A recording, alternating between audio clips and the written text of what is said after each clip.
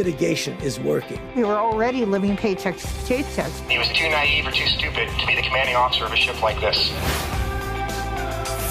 The Prime Minister is in safe hands. This campaign is coming to an end. Our movement is not. Good morning and welcome to Sunday Today on this April 12th, an Easter Sunday unlike any of us ever has celebrated. I'm Willie Geist, working remotely again this morning, hoping you and your family are connecting, if not physically gathering on this holiday. Pope Francis is doing something he's never done before, performing a solitary Easter Mass inside a virtually empty St. Peter's Basilica. The Mass live streamed into the homes of millions around the world. Here are the latest headlines on this Sunday morning. The U.S. now has surpassed Italy as the country with the most total deaths from coronavirus.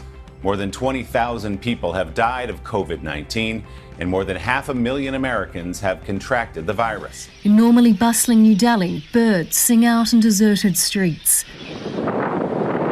There is no one at Greece's tourist hotspots. Only prayer echoes across Riyadh. People are staying home, but if we look up, nearly 8 billion of us can share in something else. A supermoon is above us, rising on Tuesday evening. It is expected to be the brightest and biggest of the year. In China, restrictions have eased, and a reduction in pollution means life is looking up. The event happens roughly every 14 months. Some astronomers expect the moon to come closer to Earth than at any time since 1948.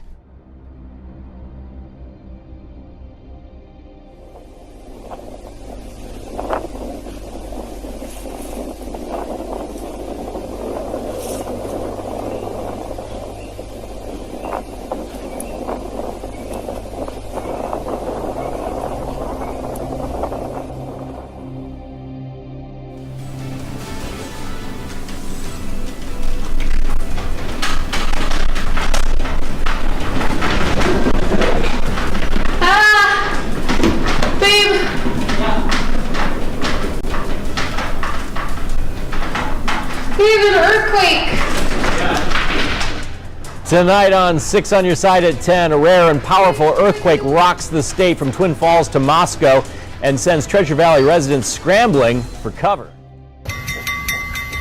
From cracks in the street to other signs of damage, Boise, Idaho got lucky from a big quake centered just about 75 miles to the north and east. Oh my God. I'm not gonna see if Megan felt that one. I just worry about the beams. But it wasn't just one quake. The 6.5 in blue has also been followed by aftershocks, dozens of them. Related or just a coincidence? After a magnitude 6.5 earthquake yesterday in Idaho, we asked a local seismologist if it is connected to the quake here in Utah 2 weeks ago. Floors, walls, our chandelier is shaking. Tobin says the west coast is being pulled north and compressed.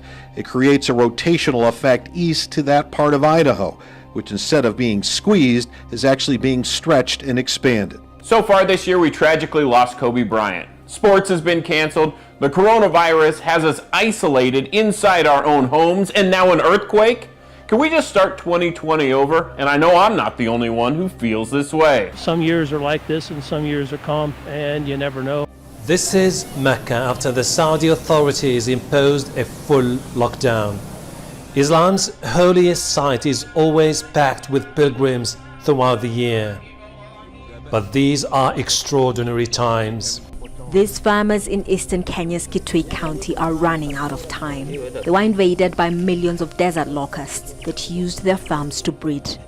Now their hoppers are about to mature, and if the farmers don't kill them all before they develop wings, then this second generation of locusts that have already devoured tens of thousands of hectares of vegetation across East Africa will cause even more devastation. Although locust invasions are nothing new, it's been decades since swarms of this size were seen in many affected countries.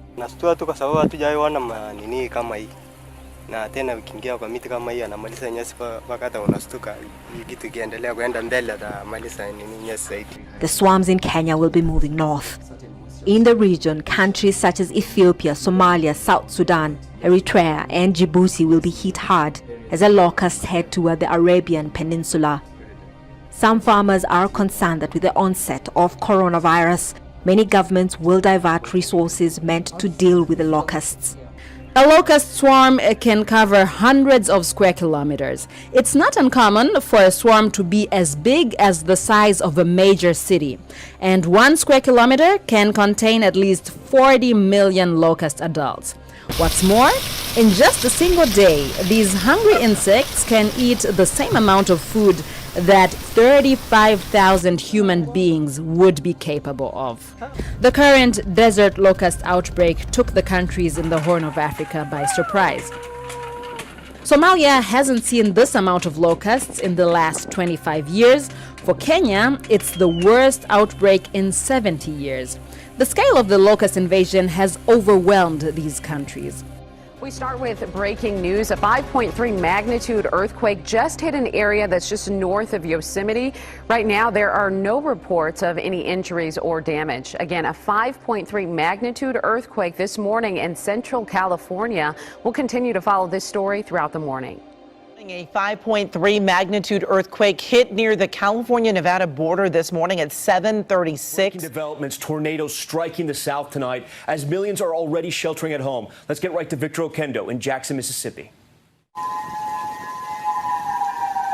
Tonight, sirens blaring across the south, an Easter Sunday severe weather outbreak underway.